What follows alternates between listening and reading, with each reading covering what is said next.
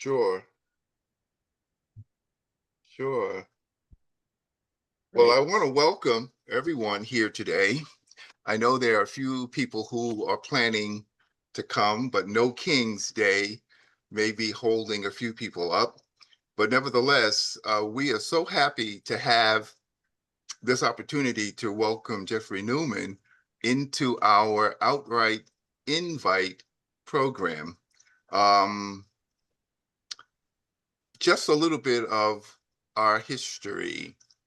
We started some 40 years ago, as I was saying in the intro, and way back then, back in 1986, our founder, Daniel Garrett, had a vision to invite would-be writers to come together, to meet, to greet, and to try to craft their writing to make it all better, bringing each person together based on their talents, and letting them have a space to let their dreams flow, each helping to craft the writing of each other writer.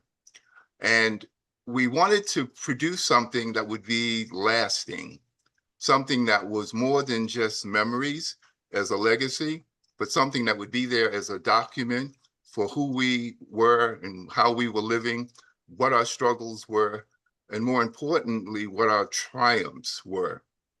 We met originally at the Lesbian and Gay Services Center on 13th Street in Manhattan. Um, and it was around the time in 1986 when so many of our brothers were dying of HIV and AIDS. And so we felt we needed to do something to preserve, the idea of their lives. And so we met there once a week and then twice a week.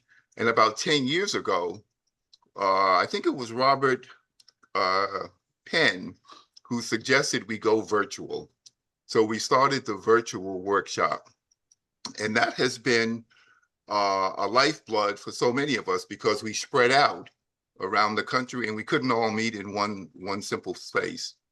Finally, last year, someone came up with the idea to have this program called Outright Invite, where we invite someone from the community to come and share their thoughts, their writing, and to have a moment with us. And so today, without much further ado, we are proud to welcome Geoffrey Newman to come and talk about his book. We think it's better to give him his flowers now than later. So help me welcome Geoffrey Newman.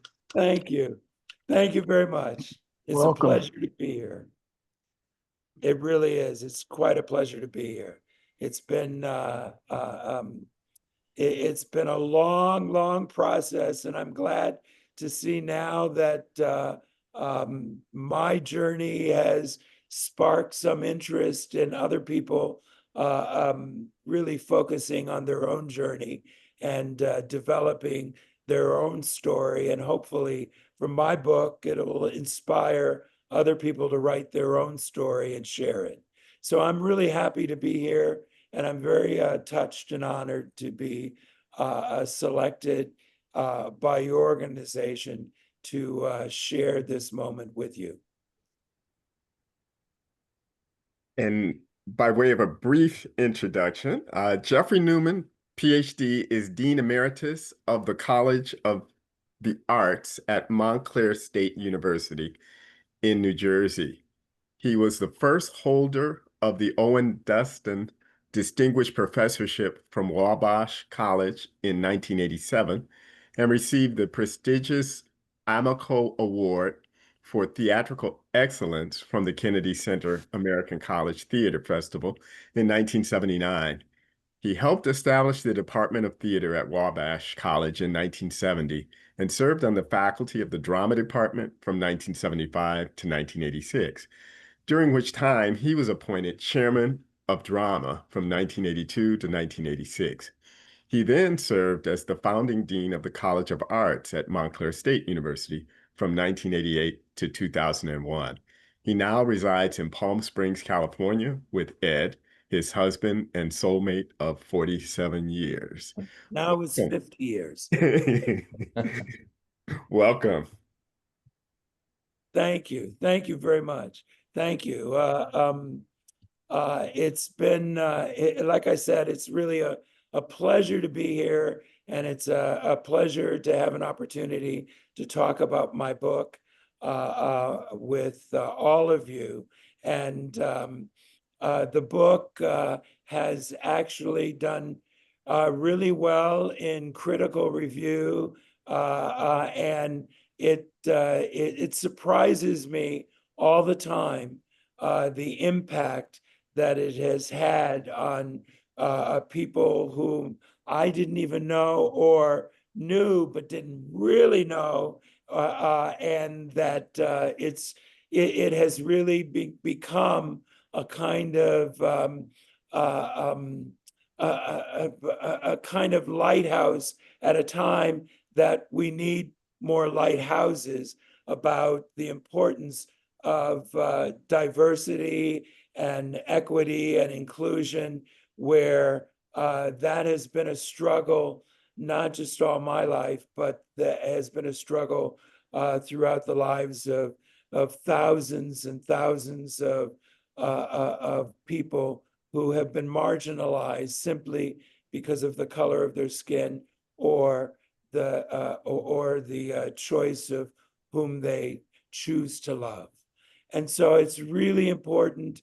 I've come to grips with accepting, putting my story out there, although I must tell you, it was a little frightening at first, particularly when I had my literary lawyer go through the book, and I had what I thought was going to be a 30, 40-minute session with him, turned out to be a 3-hour session with him. And all of the issues that he brought up with regard to what he perceived could possibly be of legal interest to others. And that sort of generated in me an even more importance of telling the story, because it's, I'm sure there are many people who've lived my kind of life, but we've never heard anything about. And when in a time like this, when diversity and equity and inclusion is being questioned and even eliminated as being unimportant, I think it's really vital that books like mine and stories like mine be shared so that people can understand how important it is to include all voices at the table in order to make a rich community of a future that we all take part in crafting. So thank you all for taking out of your time to be here with me this morning, and I'm open for any questions you may have. Or do you So, want me to do the reading now? Yes. Yes. Oh, okay, I'll do that. Okay, I will do that. The reading that I'm going to do is actually from the very beginning of the book, and so let me begin. Act 1, Striving, 1956 to 1964. My French teacher at Calvin Coolidge Public High School in Washington, D.C., made a troubling announcement on my first day of the 10th grade. Neither Black people nor Jews have the capability to master the French language, he said. So if you fall into either category, you must drop my class as you are going to fail. Someone asked him about the French-speaking countries in Africa and the West Indies, where locals speak French as their native language. He did not hesitate. Well, what they speak is a poor version of French, he replied.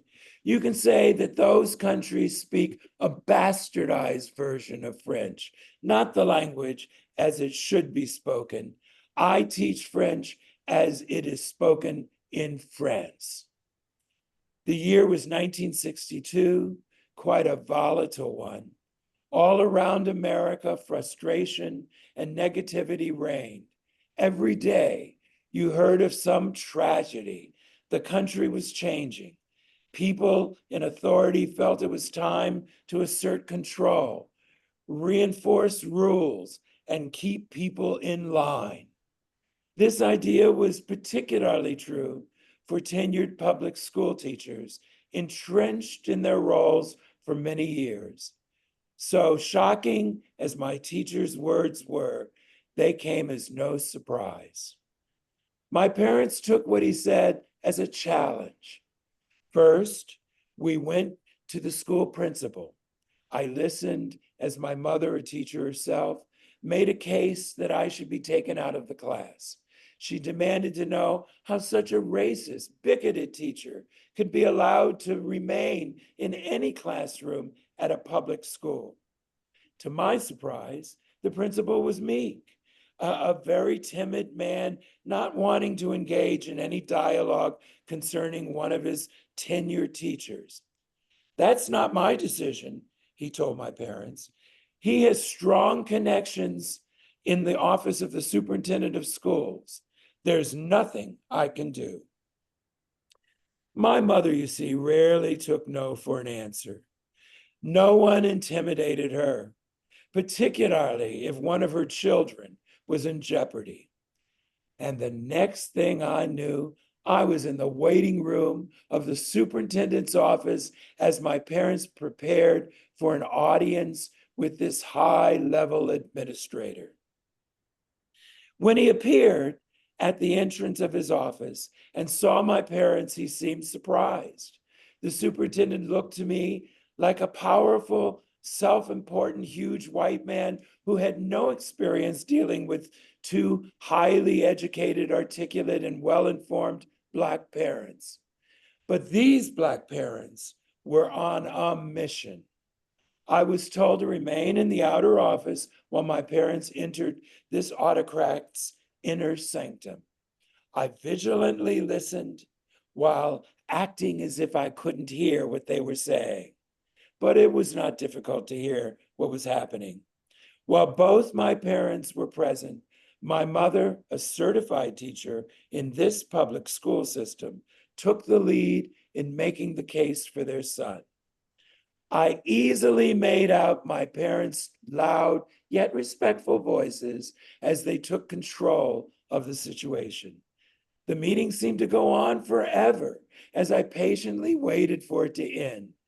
Clearly, my parents had no intention of leaving that superintendent's office without achieving a satisfactory outcome. Shortly after our visit, I was moved into the other overcrowded French class, led by a different teacher who, at least, didn't harbor the same negative feelings as the previous one. My parents' effort paid off, but my struggles in learning continued. What a way to start learning another language, I thought. Coolidge only offered the 2 French classes on the college preparatory track. My new class was oversubscribed and well beyond the limit of 25 students. Students were expected to learn what they didn't accomplish in what they called language laboratories. These were very sanitized, small spaces that contained headphones with partitions separating the students. They looked to me like little prison environments, stripped of everything, lacking warmth, pictures, or representations of countries and people outside the United States. This was not a space that seemed designed to make me feel welcomed or motivated to learn a new language. Once again, I felt I discouraged. Placement in this class was better, but the new French teacher struggled to give students the individualized attention they needed. We students seemed to be mostly on our own, in or out of the language lab. Even worse, if a student did not satisfactorily complete this beginning level French class, they had little hope of completing the 2-year Romance language requirement of the college preparatory track or getting accepted into a college. I could have studied German, the other prep language open to students in this track, but those classes were also oversubscribed to students. And Spanish was not even considered a fulfillment of the language requirement for college and was not even offered to college preparatory students. Another glaring example of the pernicious prejudices operating in the larger society. Once again, it appeared I was stuck in a situation where I would have to make it work, whether I liked it or not. In addition to my French class debacle, during a teacher-parent conference, my homeroom teacher told my parents as I sat and listened that I did not have college potential. Even if Geoffrey is lucky enough to get a college to admit him, she said, he will most certainly drop out or fail. That conference was a culmination of many lessons I had learned over the years. I was a Black student in a white system. The first lesson came in the 4th grade when I had to pack up and walk to an all-white school in Southeast Washington, D.C., so my light-skinned Black face could add color to the pale student body. No one there looked or sounded like me, and at 8 years old, I thought that was the worst thing that could ever happen to me. I seemed far behind the white students. The teachers rarely called on me, and when I raised my hand to answer a question, I was always surprisingly wrong or embarrassed. I felt like I had been poorly prepared or missed something. My self-esteem went down the tubes. I constantly wondered if what I had been previously taught provided any value at all in this new environment. Slowly, I realized my education was in my own hands. I could only succeed if I took control of my learning process. I needed help. And that's when my mother, who understood the discriminatory practices of the public schools, made her signature move. From the 4th grade until I started high school, she insisted that I come home every day after school and review my daily lesson by sharing what had happened in the classroom with her. She would then help me prepare for the next day of class. Oh, I cried and yelled. I didn't like this plan. It's not fair, I said. Everyone else gets to go out and play, and I have to study with you. Every time she had the same reply. Better to cry now than be sorry later, she said. She waited as I dried my tears. I would always trust her words, finish my work, and prepare for the next day in class.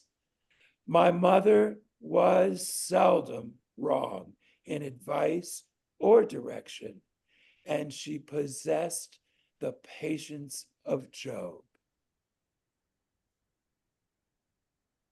That's it. Thanks. Okay. Thank you very much, Geoffrey, for that. Oh, where do I begin?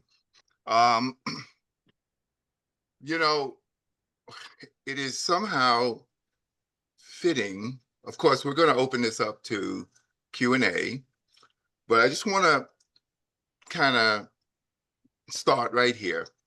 It is so fitting, perhaps, today that we're having this outright invite and you reading that section with the French and the teachers and your mother's determination, because here we are protesting No King's Day, and we have a political administration, because it's not just the presidency, it's up and down, the halls of justice, Congress, it's through and through, in a sense, at this point, that we are pushing back on someone who would like to bring back the notions of what your mother protested against. My phone is ringing. Hold on a second. And so I just want to say, I'm so glad that you read that section for us today. And if anybody wants to, ask a question, please raise your hand or do something, and we'll try to recognize you. Anyone? Next.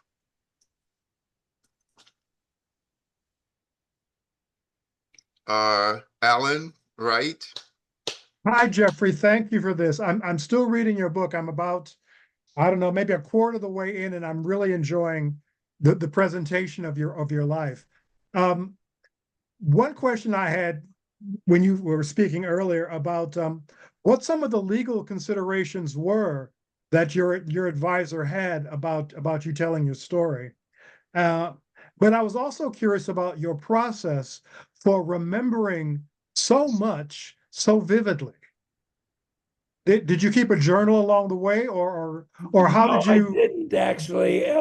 That's an interesting question. Let me go back to your the process. Let me talk about that first. The process was I tried to think in my mind an outline of the particular experiences and what those experiences meant. I must say that I probably did maybe 10 drafts of this book. Wow. And that's because I went through about four different editors. The last, of course, was the editorial team of the publisher. But the very first editor I worked with, I finished the book, and it was almost like it was an outline. And I gave it to the publisher, and I gave it to the editor, who happened to be Ed's sister, who has a doctorate in English. She read it, and she said to me, I know you think you've written this book and it's finished, but it isn't.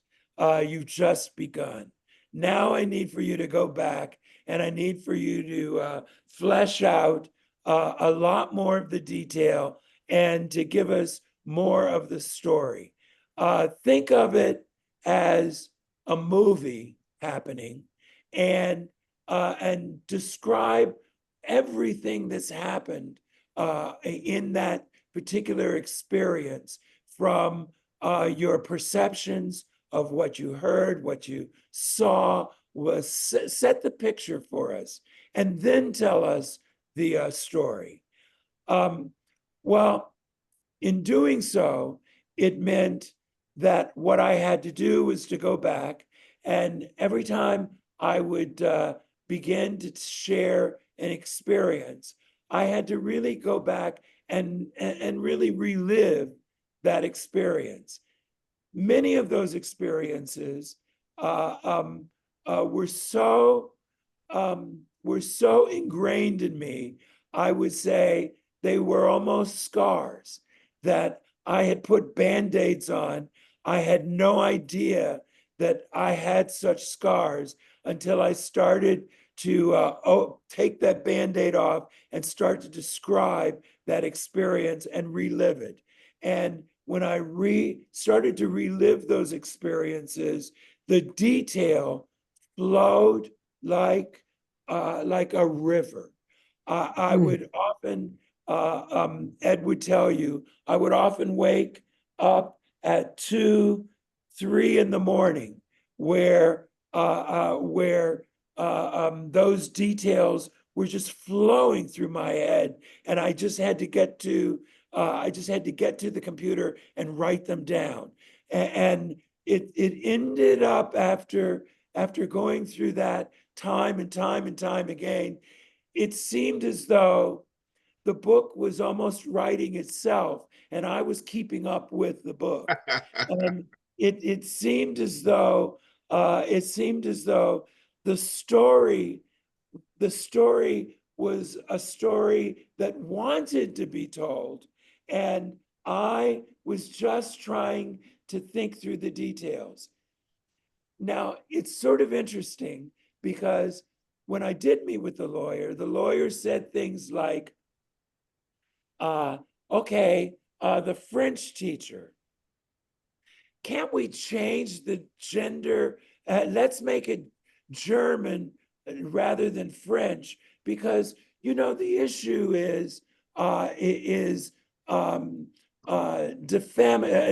defamation, whether or not the stories that you're telling are not really complimentary on many of the people you cite. So if any of those people want to take issue with it, you need to really take the time to decide what you're willing to take, what you're willing to risk liability on, and what you really have so strong an opinion on that you're not willing to change.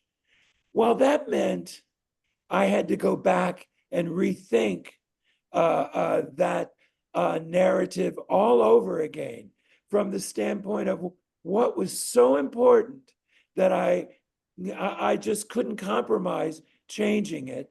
For example, French.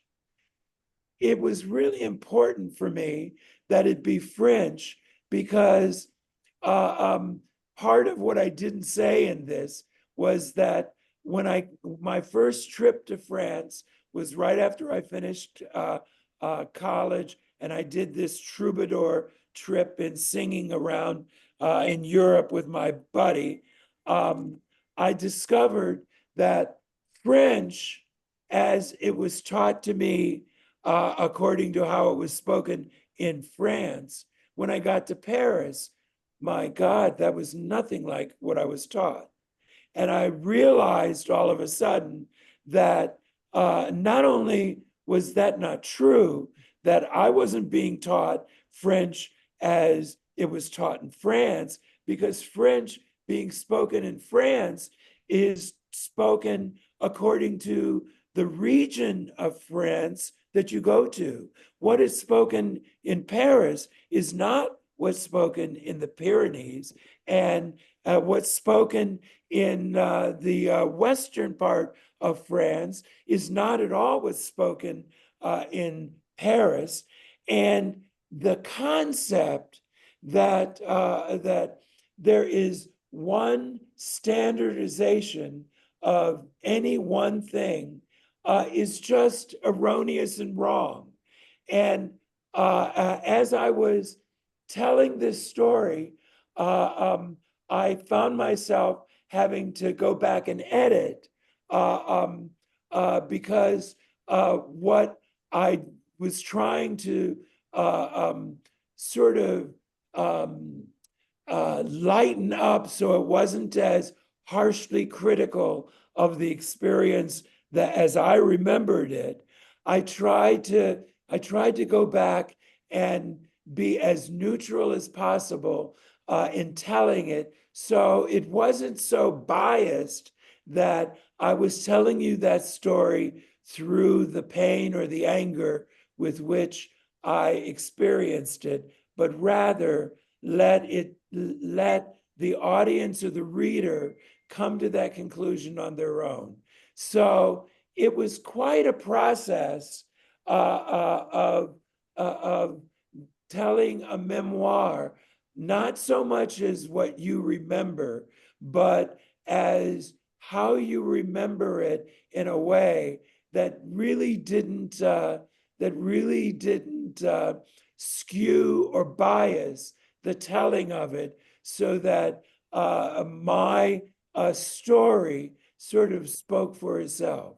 So as I would wake up in the morning, 2, 3 in the morning, with these thoughts in my mind, thinking, let me run and write these down, I would write them down from as objective a point of view as possible. And in doing so, it sort of took a life on its own. And it sort of had a process, like I said, that I just sort of tried to keep up with, that I tried to add to what was really important. And things like the section I talk about my brother, I had trouble even writing the end of that section, because I got to a point in writing it that I felt so guilty for making him sound like a villain, that that was not my intent at all, but rather to show that I still loved him and I still cared deeply about our relationship, even though it was dysfunctional. So in that instance, I went back many times to where I would write an initial draft, and I would just sort of let it sit, and I would then come back to it and then try to add depth to it. And then the very final piece was the publisher, who then would ask me questions about, well, what did this mean? And you haven't shared what that meant to you. And so I ended up adding more reflection at the end of each section, because I felt like this would be an opportunity for me to really put a period on the end of those sentences of each section. And so the process sort of took a life of its own, and I just developed the process as I was doing it. Does that answer your question? It does. It does beautifully answers my question. Yes. And I'm taking notes. I think Steve Langley is raising his hand. He has Okay, a question. okay. Yes. Could you tell us when you began your first draft, and then remind us again of when your memoir was published, so that we can see the span from first draft to published memoir? My first draft was Ed, can you give me a year? 2015. Was 2015. It was published in 2024. So it took years to get it to where you see it now. And all of that time, there was never a time in those years that I wasn't working on it. In fact, it got to a point where I had friends who would say to me, okay. Where are you now on this process? And I would say, well, I've started to rework a chapter, because it initially was in chapters, in chapter 10, and then they would say to me, I would go to a party, and they would say, okay, Geoffrey, look, please don't talk about your book anymore. We understand you're working on it. So let's just not go down that road. So I actually shared for years with friends and colleagues that about its development, but it really took all of that time to actually come to fruition, because it was not easy to write. It was just, it was just, it was at times joyous, but at times painful. It was at times courageous, but at times fearless and fearful. I had such mixed feelings in doing it. It was, for example, the section that I talk about meeting Ed, and the beginning of our 50 years of being together, which I might add was a real help to me in writing this, because I could always go back to say, Ed, do you remember this experience? And did I misconstrue it? Did it really happen that way? Were we really thrown out of a party because I sat on a chair and it collapsed? Oh, yes, he said. I was there. It's exactly what it was. But it was really interesting that that it needed all of that time to find the appropriate detail that wasn't so heavy-handed that it sort of led the reader down a path that I had construed, but rather allowed the reader to go and discover the story as if the story was actually happening. And that was really a feat. Geoffrey, why Just don't and I just go on, Steve? I just had a follow-up Yeah. follow-up question related. Did you have a publisher, or what prompted you to write it? Did you have a publisher who said, Geoffrey, it's time for you to write your memoirs? And if not, when did you find a publisher? Well, it took me a long time. I scouted to many publishers. I think in general, I probably sent queries off to about 100 publishers, and I probably got back maybe 5 who were interested in it. And then I researched every publisher. And then most publishers wanted me to give up the ownership, the copyright, as traditional publishers would want. And in this day and age, even the traditional publishers who were interested in it still wanted me to help contribute to getting it published through a financial contribution. So I started doing some research, and I realized that there is such a thing as a hybrid publisher, where you maintain the ownership of the piece, but they actually take the book on and add you to their roster as one of their writers, but you maintain control of the material itself. And so I decided to go that route rather than go to a strict traditional publisher. Why I wanted to write the book was because I was getting up in age, and I could see that my memory wasn't as sharp as it used to be.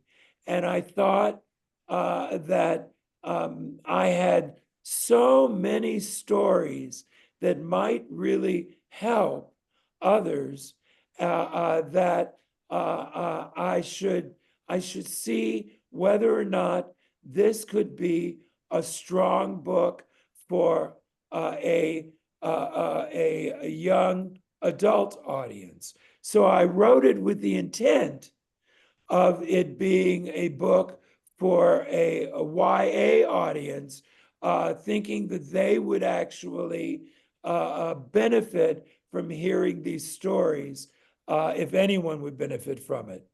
When I actually hired a professional editor, a literary writer, to work with me on the project, she said to me, Geoffrey, you were really wrong. This is a book that is important for everyone to read. It's more than just a young audience. It's really a book for a general population. On top of everything else, it documents a firsthand knowledge of living through a history in this country that often is not spoken of, particularly with people who have gone through it and actually succeeded and become successful in a career.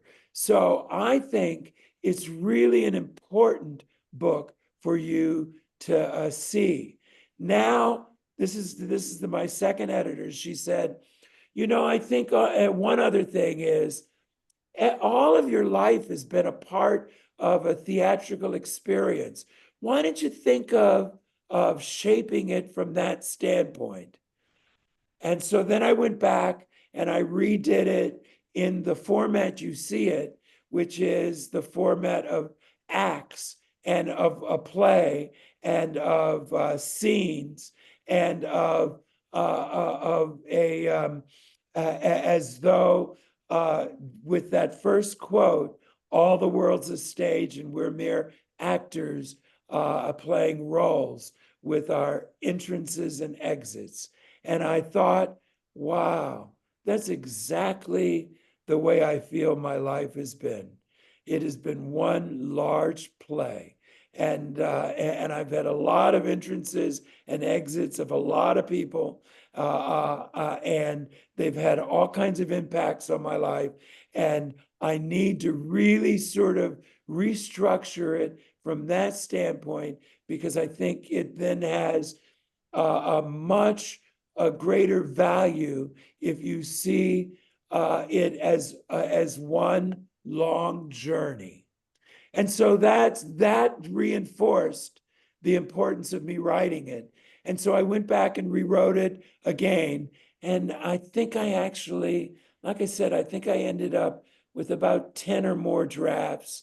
And then it's just sort of fell together as you see it now.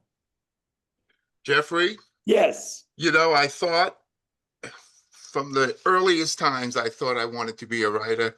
I've heard people say writing or good writing is 10% inspiration and 90% perspiration. But hearing you talk now, I think there's a third category, and maybe even a fourth. There's perseverance and maybe having a lifelong partner. Yes. Oh, that makes a huge difference. Does anybody else have a question for Geoffrey? Yeah, Robert has his hand up. Okay, Robert. Thanks, Yeah, Lynn. Hi, everyone. Thank you, Geoffrey, for coming and sharing from your book and also answering our questions. And thanks, Michelle, for introducing Geoffrey to other countries. I think that's how it went. Good to see some unfamiliar faces as well as familiar faces. So I really just want to thank you for what you read today. Send some kind of love to your mother for supporting you that way. And to ask, I learned French in the Midwest in a language laboratory. My teacher was of African descent, African American, so I didn't have that issue. But it's a silly question, but did you proceed in the other class with a language lab, or was it a different setup? No, I actually did. I did. I never really totally recovered from the first French debacle. That scar stayed with me, and to this very day, 70 years later, I still remember the French teacher's name. I could describe exactly what that person looked like. I could tell you exactly what that day was like. That was such, I had no idea it was such an open scar until I actually started to write it. And then I had an editor who picked up that little line and said to me, wow, but Geoffrey, that line is really powerful. You really need to use that as the anchor for the beginning of the book. And because initially, the way I had written the book was it opened with me on an airplane, and I was at the time Secretary Treasurer of the International Council of Fine Arts Deans. I was flying down to a conference in Miami, Florida, and we ran into turbulence, and the plane had to land in Sarasota, Florida, and we had to wait until the weather cleared so that we could take off and land. The pilot came on and said, look, this is a small little airport. There's really only one gate, so don't go far. And as soon as it clears, we'll reboard the plane, but I'll let you off so you could go. It has a coffee shop and you can get something to drink or eat. I got off the plane and I heard someone calling my name. And I thought, wow, who could this possibly be? And as it turned out, it was a friend who was actually a childhood schoolmate who didn't have a parent like I had. And he was now running the coffee shop. And he remembered me. When I saw him, I remembered him. And we spent that time in reminiscing. When I got back to, when I finally left and went to Miami, I went to my room and I called my mother and I broke out in tears. And she said, what's wrong? And I said, you know, mother, and I recounted what happened. And I said, I just have to thank you because I had no idea how important that time was and what you had to endure to get me to see the importance of what I needed to do. And I just now realized as a result of this experience that you were the one who helped me succeed in everything that followed from that experience in the 4th grade. So I just want to thank you. And that's how I actually opened the book initially. But then I was persuaded to drop that story and really use the story of the French class to open it. But that particular story was really was in my mind one of the most compelling experiences that brought home the importance of what had happened to me.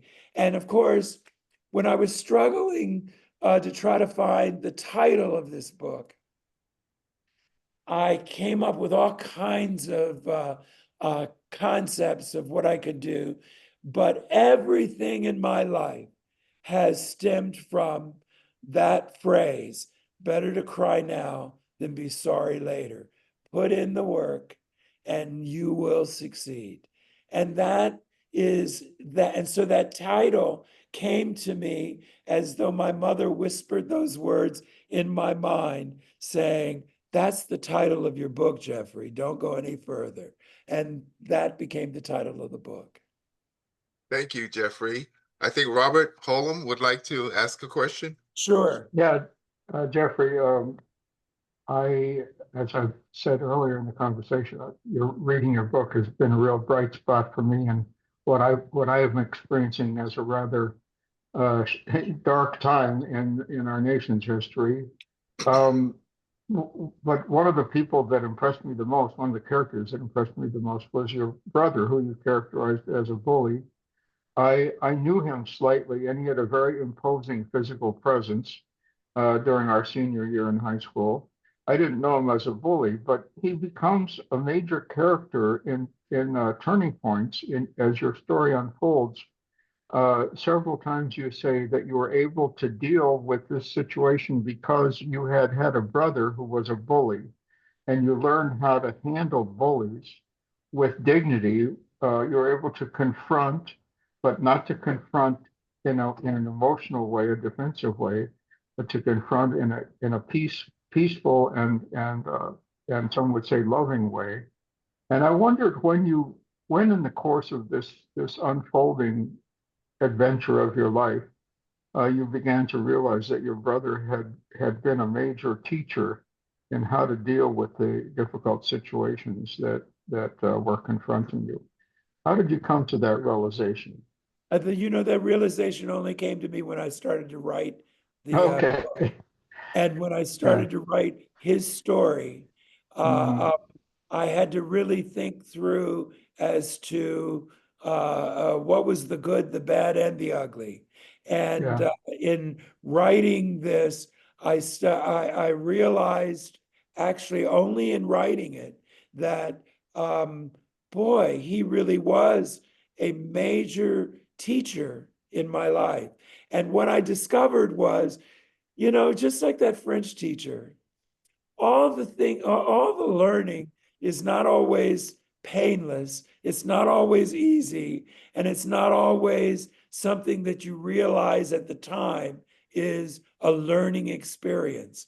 But when you really stop and go back and think it through, you realize or you recognize that learning happens all around you.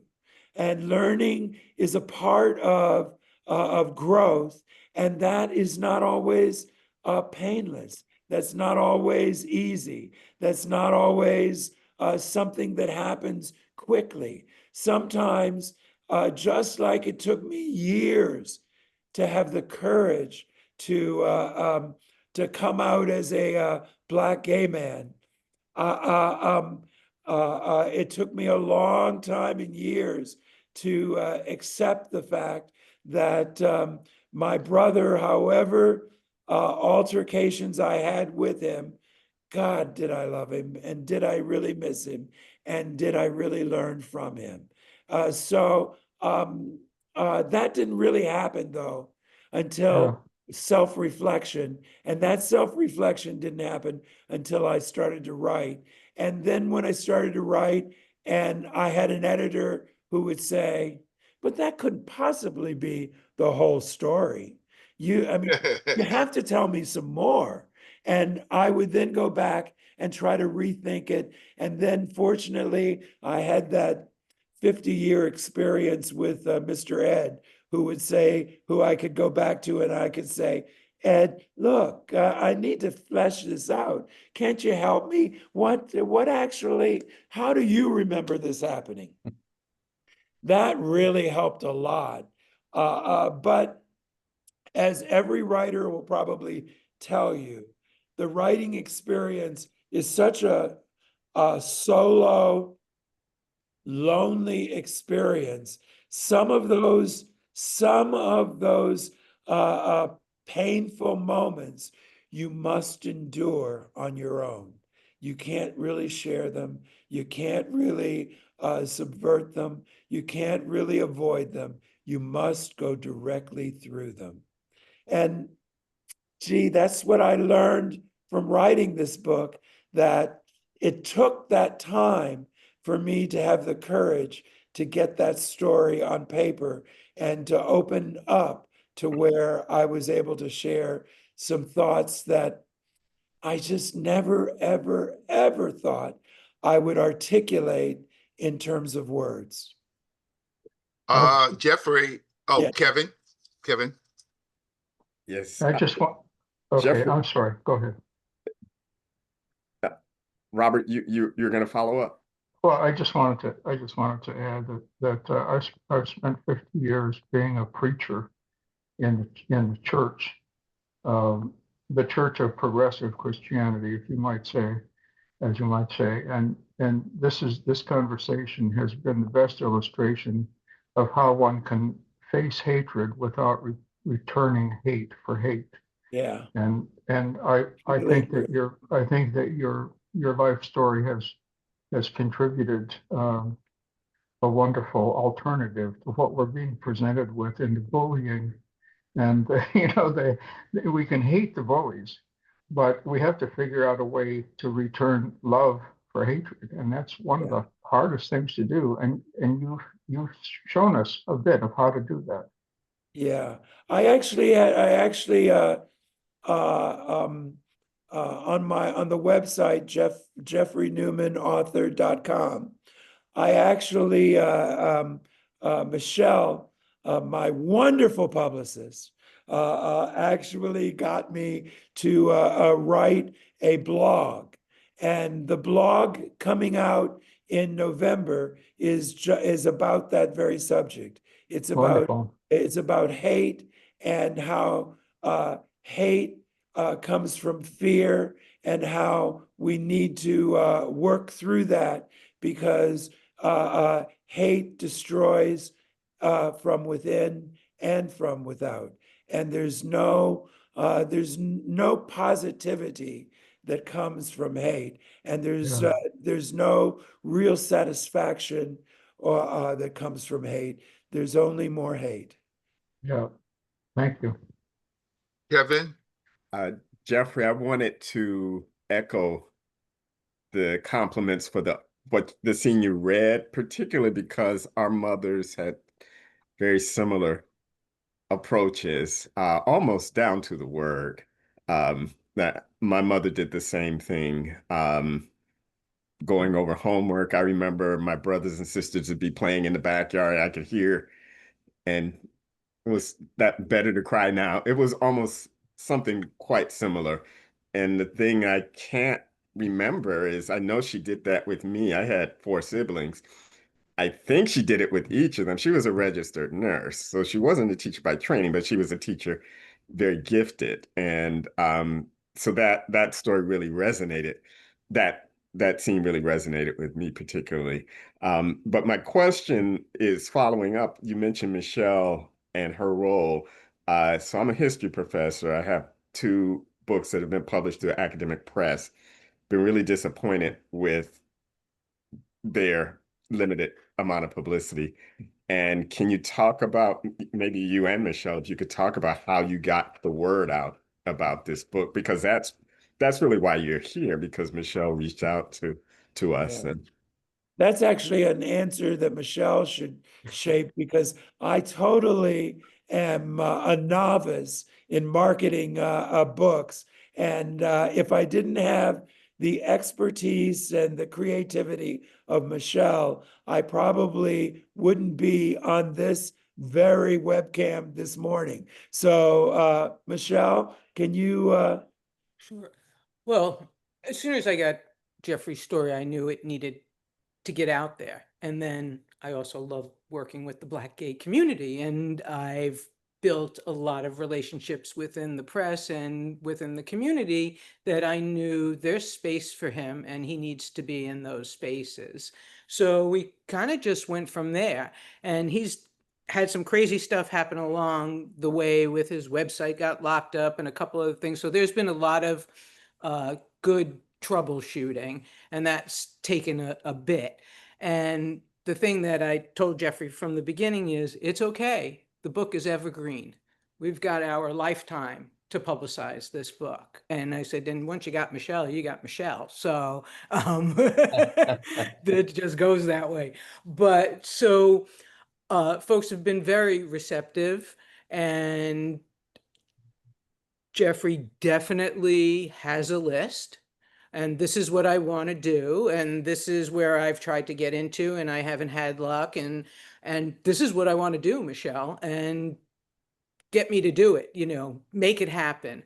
And I'm kind of just going along that way too, because he has a great list, and it's wonderful. And it's a different approach when an author approaches maybe a bookstore or an organization, or asked to even be on a panel at a conference, where he's had some of those troubles in the past, and those relationships I built, and I was able to say, hey, this is who I have. I've given my pitch, but they trust in the fact that I'm just not going to pitch anyone to them. So that's really, like, review copies don't all go to the same folks. It's those, you just build and make those relationships. So I don't ever feel pressured.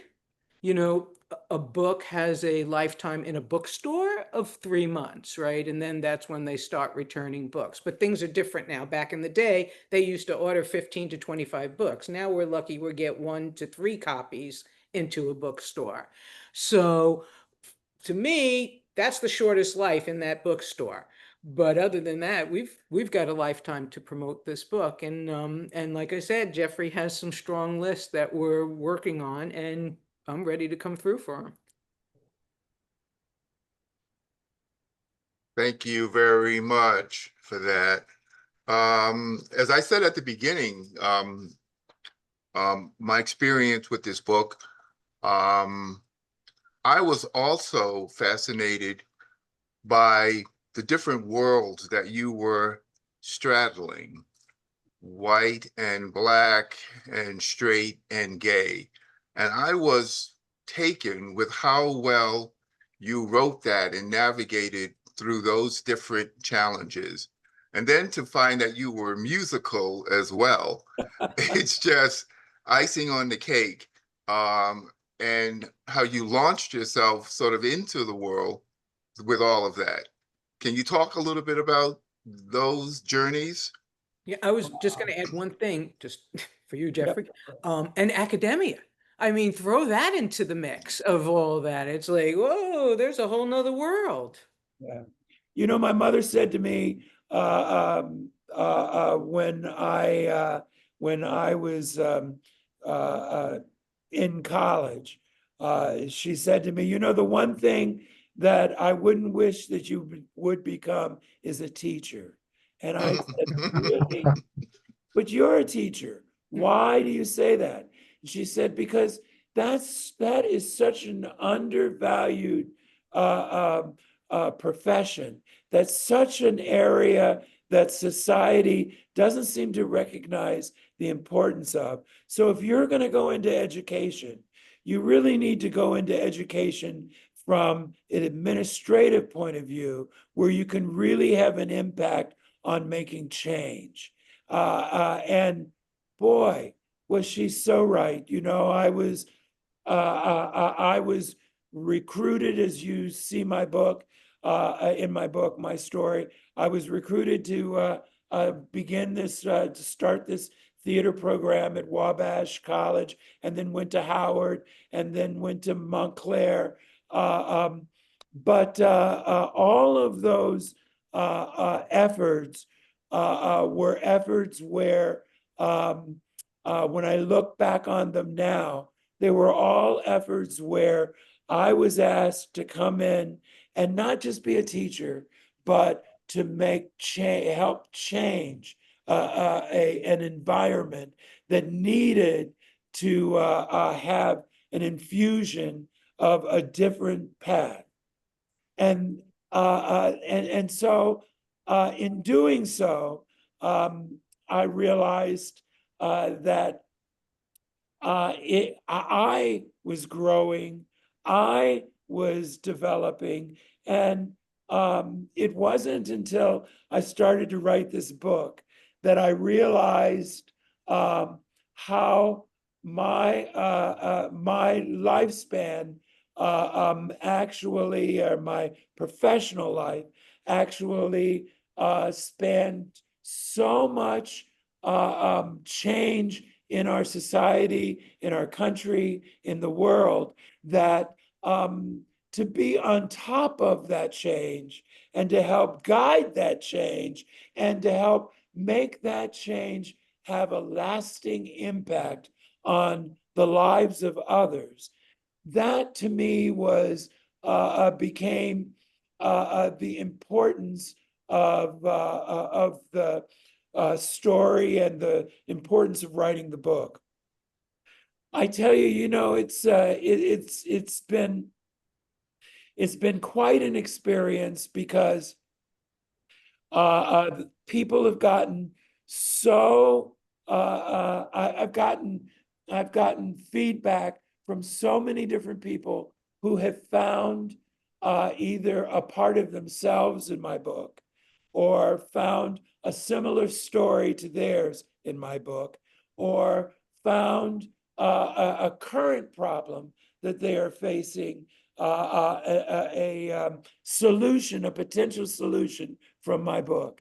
And in writing it, I never ever thought that words could be so powerful to help people get through so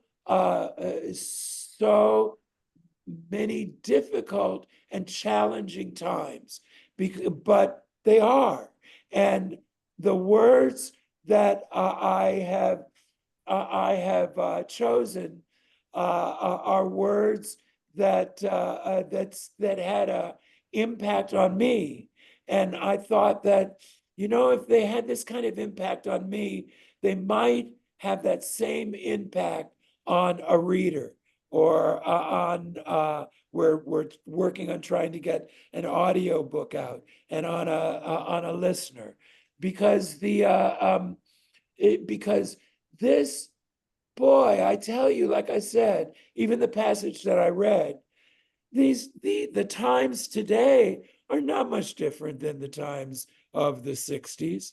The times of today are not much different than the times of that struggle of being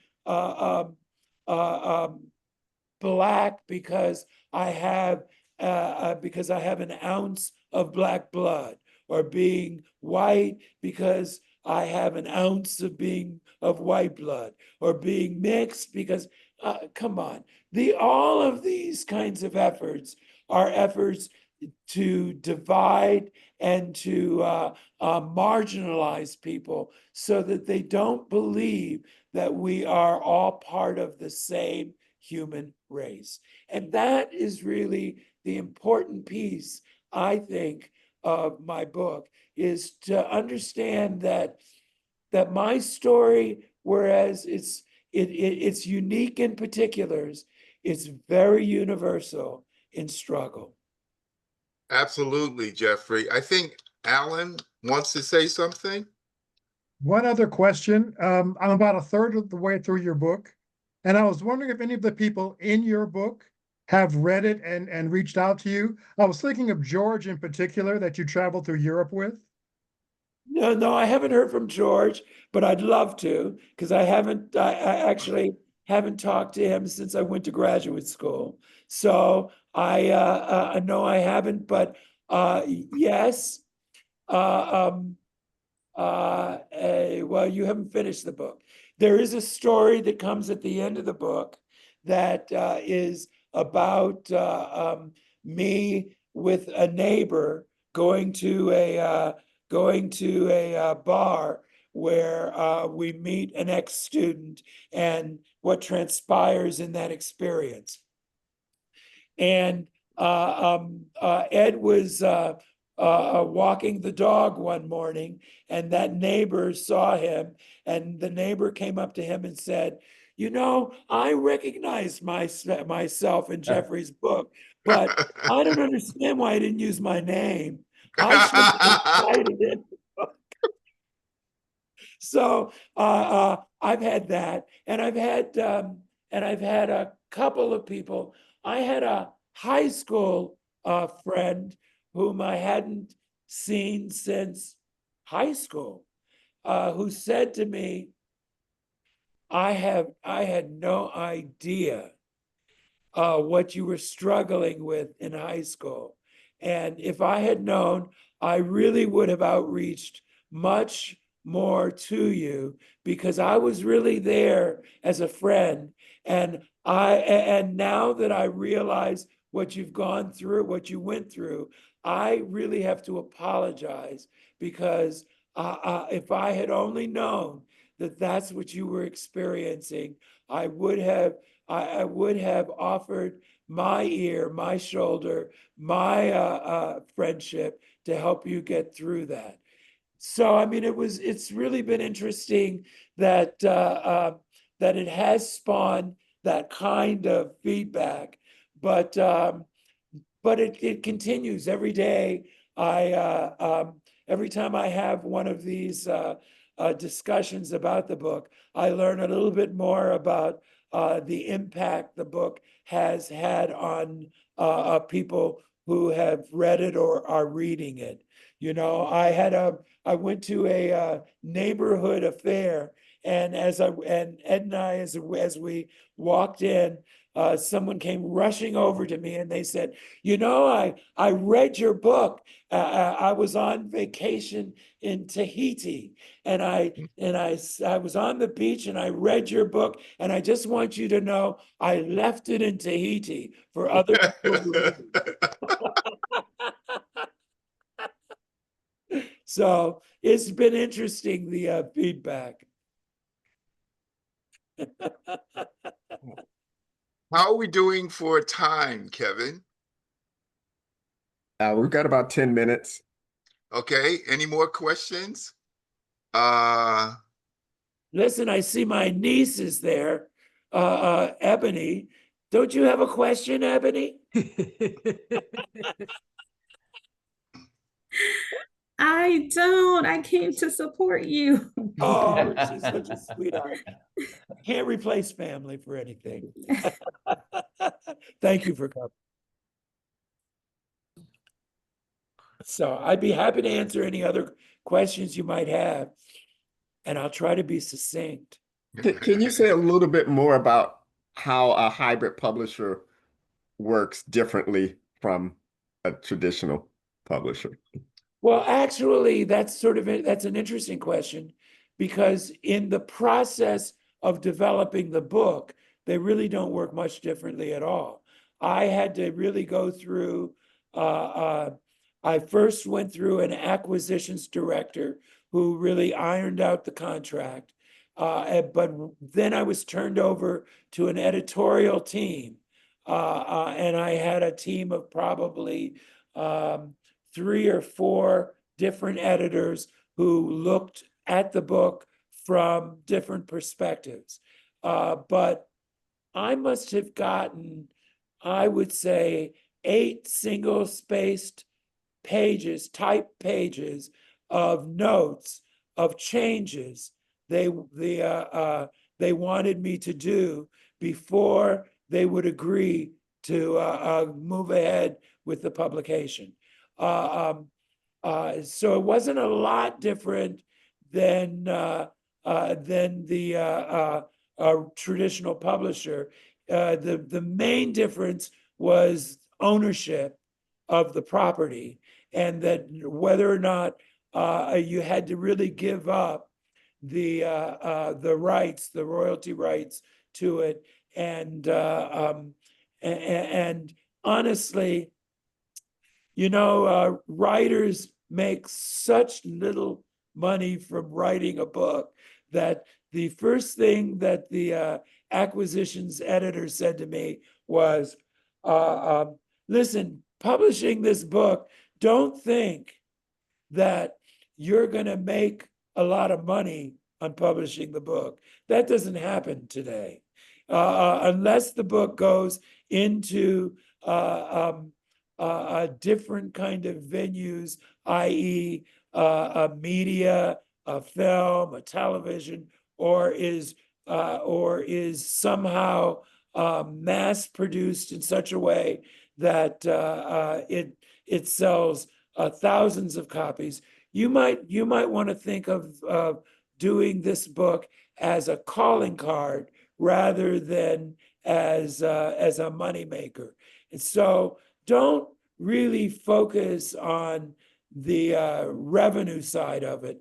Focus on the content side of it, and think of it as though you're sharing your thoughts with a readership who can benefit from hearing those thoughts. That really made a huge difference for me. Yeah, and then with a hybrid publisher too, I mean, there's a financial contribution, but the great thing is, and the whole editorial process is the same as if you were just picked up by a house. Right. But what's on your side big time is the distribution that they Right. have set in place, because everything now just really works against small, large, independent presses and distribution. It just, and a small example would be one book could be returned, and then it takes 5 books to sell 5 books to pay for that one book that was returned. So the whole system is completely off. But with hybrid publishers, they editorial wise, they take things as serious as if, you know, you weren't making a financial contribution to Right. the project. I agree. She's so right. In fact, I would often say, my goodness, I mean, I didn't realize it was going to be this difficult in working with another editor. But honestly, the editors would continue to say to me, well, we're here to make the quality of the book better. Right. And you really need to think of us as helping you, not as confining you. And honestly, that feedback has actually been quite helpful. And many of the comments that you all even made today are comments that came as a result of a change that an editor said to me, look, Geoffrey, why don't you add something in here about this? Even when I had my lawyer go through it, in preparation, by the way, of it going through a legal review with the publisher, which it had to survive that as well.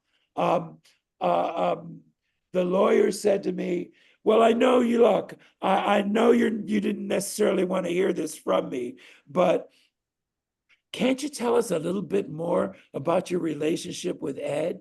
It seems like you sort of skirt that issue. And so I went back and added more content there to really make that more personable. But again, the feedback was really helpful. Alan? Very, very quickly, working with your editors, were there things that you actually pushed back on that you did not agree with? Yes, there were, like, for example, the French teacher, they wanted me to change it to a German. And I said, which doesn't make sense to me. I don't quite understand why German as opposed to French. Because that way you wouldn't be able to track down the actual person. The actual person. And so, for example, I worked with I spoke about a scene where I was working with a veteran from the Metropolitan Opera who was really teaching opera to voice students under my supervision as dean. And the editor said, the first editor, not second editor, said to me, well, it's sort of easy for us to know who that is, Geoffrey. So let's check with a lawyer to make sure that that person, that we don't need to change that in order to disguise the identity of that person. When I got to the lawyer, I talked about that, and he said, well, you know, yes, you can, but the person is dead. And anyone that you mention who's deceased, it's you don't really have a problem with, unless you so defame them that their family is going to take issue with what you're saying about them to defend their reputation. But that's highly unlikely, because you don't really go after anyone. You just sort of tell of a story where someone is a part of it, and you say what's happened. And you can go back and defend if anyone challenges you on that. You can go back and defend that. So I used that as an opportunity to decide what was where where I would accept the liability of recognition of someone. But in terms of the actual writing itself, I really wasn't one of those writers who was so wedded to the word that it couldn't change. And I was actually much more open to getting the feedback of what a professional, particularly an editor or a publicist or a publisher, might say that would heighten the story. So I was not as concerned about changing my words as much as I was about being clear and succinct and telling a story that was engaging. Because the last thing I wanted was someone to fall asleep on my book, and I was really concerned all along the way as to whether or not it was worth me telling. So if someone said to me, look, I think this story is much better if you add this, or you tell this, or you change this, or you explore this. I was very eager to take that suggestion and run with it and see what could happen, because my intent was always to make it better, not to defend what was on the page. Thank Thank you. you.